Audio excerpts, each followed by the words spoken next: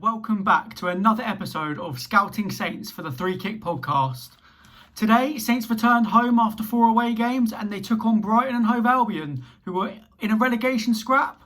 Saints really wanted to beat them just to make sure they get out of it, make sure they're on 36 points and then just go for the cup. Saints made 5 changes from their 5-2 defeat to City. They rotated in that game because they were focusing on this game today. Walker Peters, Diallo, Forster, Minamino and Teller all came back into the side. On paper it looked like a strong team. Brighton started Welbeck and Morpay up top together for the first time since a 2-2 draw to West Ham in December. So, the first half. In the first 15 minutes of the game, both sides had a bit of back and forth with possession. Both sides held onto the ball for long spells. No one really dispossessed anyone very quickly. So that's the story of the first 15 minutes. Not too many chances. And then the first chance did come after 15 minutes. Welbeck back-heeled the ball. He flicked it on. He's quite good with his flicks to Morpay. And from the edge of the area, he tried to curl a shot in. But fortunately for Saints, Fraser Forster made a fantastic save, diving with his other hand and tipping the ball over the bar. From the resulting corner, it was all in vain because Dunk out-jumped Ryan Bertrand and headed the ball quite low into the corner. It wasn't right in the corner, but it was near it. And Brighton went 1-0 up. So that spelled more problems for Saints.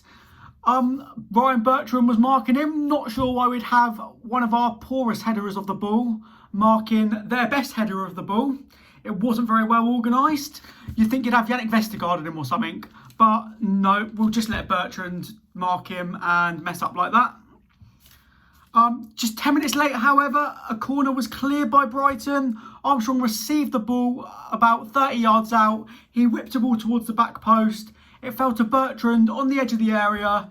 He was looking to make amends for his mistake at the other end. He whipped the ball back in. Lewis Dunk tried to header the ball out, but he couldn't get enough on it. It fell straight to Shea Adams, who volleyed it home at the keeper's near post, and then that was 1-1.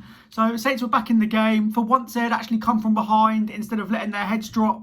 And yeah, their response was quite good, to be fair, after going 1-0 down. And that's a first, because that's something we don't normally see from us. So the rest of the half was mainly a lot of possession, not really too much happening in terms of chances. A lot of shots going straight at the keeper for us. A lot of their shots just not finding anything. The next chance did come after 42 minutes. Saints were caught out at the back once more. Bertrand was dragged into the centre a little bit too much. The ball was played to Pascal Gross as he was running towards goal. He was one-on-one with Fraser Forster. He made another very good save with his feet. With his back leg, he managed to get the ball past the post. It looked like it was going in the corner, so that was a very good save. Kept it 1-1 going into half-time. So yeah, great save and then 1-1 half-time. Saints would be looking for a much better second half though if they wanted to get the 3 points. So in the second half, Graham Potter looked to make changes to counter Saints' high press. He brought on Sakiri for Dan Burn as they went to wing backs and 3 at the back, which has proved a problem for Saints in the past. Yeah, it did cause us big problems, unfortunately. 10 minutes into the half, this paid off for Brighton. Again, Saints didn't come out for the second half. How many times have we said that this year already? You think we'd do something about it, but we haven't done so far. Lallana supplied a good ball forwards. Actually played very well on his return to St Mary's, Adam Lallana, unfortunately for us. Got man of the match. Again, Welbeck flicked the ball on. Again, you thought we'd have done some research on that. Apparently we hadn't. We didn't work on the flicks that were going to come in by Welbeck. But the ball found Trossard. He was in on goal. And he finished past Fraser Forster in the corner. 1-on-1 from about 12 yards. And yeah, it really wasn't great for Saints. From 12 yards, 2-1 down now. They don't normally respond well in the second half. So let's see what they can do from that. The Saints did then bring on Redmond and Gineppo for Minamino and Teller, who had a very minimised impact in the game, unfortunately. Teller's still learning his trade. Minamino, I'm still yet to be sold on him. He hasn't really done a lot from open play, just scored 2 goals. In my opinion, these subs were 15-20 minutes too late. I feel like Ralph should have reacted to Graham Potter's change at half-time, bringing the wing-backs on. But unfortunately, it's something Ralph needs to work on. Game management, just seeing what other managers have done.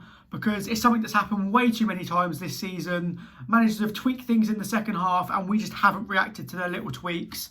So, yeah, that was poor. Brighton brought on a proper player in Davy Proper. Didn't really do a lot, so I don't know why he's called that, to be honest. Yeah, Saints' chances were few and far between as Brighton just sat in. Saints have struggled to defend teams with the low block all season, struggled to muster any chances, and Brighton obviously knew this, did their homework, knew they needed to get 2-1 up or in the lead as quick as possible and then sit back, because there's just no spark from us when this happens. It's just nothing happens. We saw it in Newcastle, we saw it against Leeds. As soon as we go behind, there's very little chance in the second half that we're actually going to get back into any game, unfortunately. And this is a big problem because it's happened a lot this season.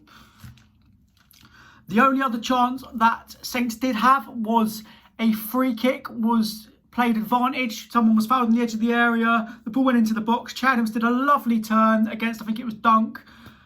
He was in on goal. All he had to do was finish the ball low in the corner. Sadly, the only finish Adams knows is the one where he smashes it. He doesn't know how to. He can't finish low and stay composed. So he smashed it near the keeper. The keeper made a good save. Sanchez actually made a couple of good saves in the game. But that was our golden chance. The free kick was pulled back in the end. It was from about 20 yards. Ward-Prowse stepped up to it. It did take a deflection off the ball as he aimed for the far left corner. Unfortunately, it could have gone anywhere when it bounced off the defender. It went out for a corner. The luck just wasn't with us, as well as the end product. And unfortunately, that was a big problem for us because it meant that we lost 2-1. One big problem I had is that in the 92nd minute, when we were 2-1 down, 3 minutes of added time, by the way, 3, we had a goal kick. Did we thump it up and get it in the box? Did we heck? Nope. For some reason, we took the goal kick short. Despite the fact that we needed a goal, we didn't even have a point secured at this point. And it just really wound me up, because why would we take a goal kick short when we needed a goal?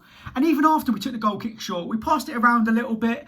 We had 5 players running in the box. Instead of getting the ball into the box, we just passed it around the midfield. Why are we like this? Why do we do this all the time? This has happened so much this season. I've said it in past videos. Why not get the ball into the box in the final minute and try and work the defence? But nope, we didn't. And then the ref blew the whistle just like we knew he was going to. This was 20 seconds past the time at this point. And yeah, sometimes our players just don't have a footballing brain between them. They're just so stupid sometimes when it comes to things like that. And again, this could be placed with the manager, because the manager needs to be urging them to get into the box instead of passing it around. But yeah, that happened and we lost 2-1. So that was great. So, oh yeah, there was one other thing. Walker-Peters was fouled in the box. Well, he said he was fouled in the box. He actually tripped over his own shoelaces. So well done for that one, Kyle.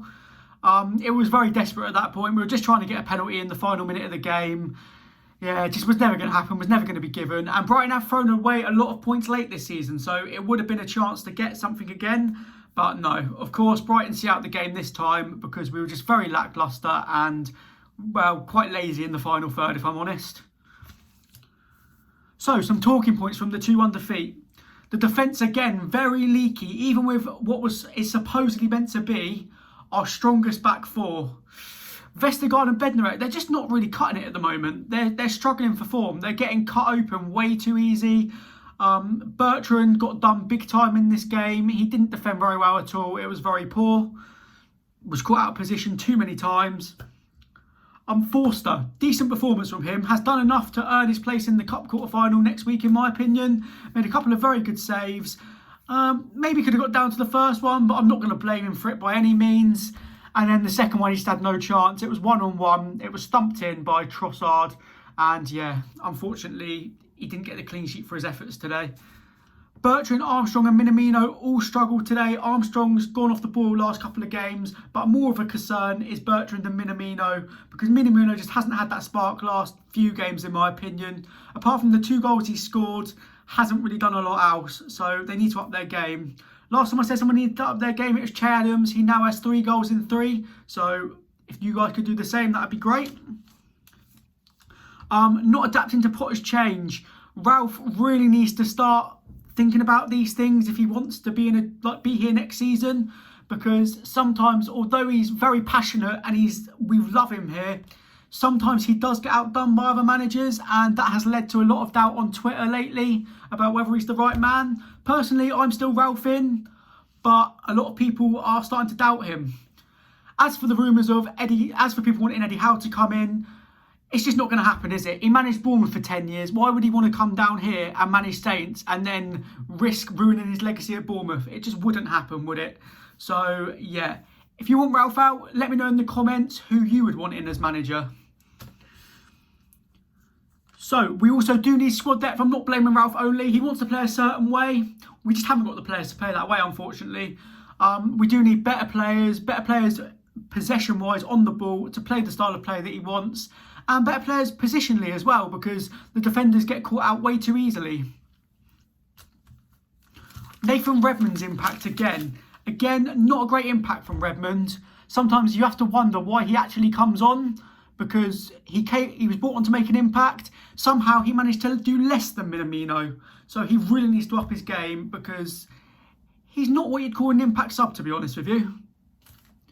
So Nlandulu coming off the bench, it just shows we don't have an impact sub anymore. We don't have a game changer. We used to have Mane, we used to have Tadic, we used to have Pella, we used to have an array of game changers on the bench. You can say, yeah, Koeman was a better manager, all this, that. But at the end of the day, he had some world-class players that were coming on for him and changing games. When we were 2-0 down to Liverpool at half-time, Mane came off the bench at half-time, scored 2 goals and got an assist. Absolute game changer. Dan Nlandulu is not going to be that game changer yet. Maybe sometime in the future, but for now, he's way too young and he needs to build up his experience first. And the relegation battle. If we lose to Burnley, which I wouldn't put it past us because we struggle against them, and then we don't get a win at West Brom, absolutely we'll be dragged into it. Newcastle on 28 points, Fulham play Leeds next week. All it would take is for them to beat Leeds, and then the gap's 5 points again. So we need a win from our next 2 league games, or yes, we are definitely going to be in a relegation battle. Because I still think we need 2 more wins yet, because Fulham are in pretty good form. So we really do need to be wary of that. So, what does this result mean for the Premier League table? Well, the win for Brighton takes them out of immediate relegation trouble. They're now on 29 points. They're in 16th place, only 4 points behind Saints now, which is worrying for Saints because they wanted to be clear of them before they had to play their cup quarter final, because they wanted to just go all out for the cup. Unfortunately, now I'm not sure they can. Luckily for Saints, there is an international break coming up. They remain on 33 points, still 14th place in the table, but they're dropping. Burnley 11 on points with them now, and that's their next game. So they really do need a win from that one. So, if you like this video, please like and subscribe for more content coming in the coming days. This is the first part of a Mega Monday. There are 3 games coming up for you. Jack's going to review the Tottenham game. That'll be out in about an hour. And then Ryan's going to review Manchester United playing West Ham yesterday as well. And that's going to be out in a couple of hours. So please like, comment and subscribe. And let me know if you want Ralph sacked, and let me know who you want to bring in. Thank you for watching.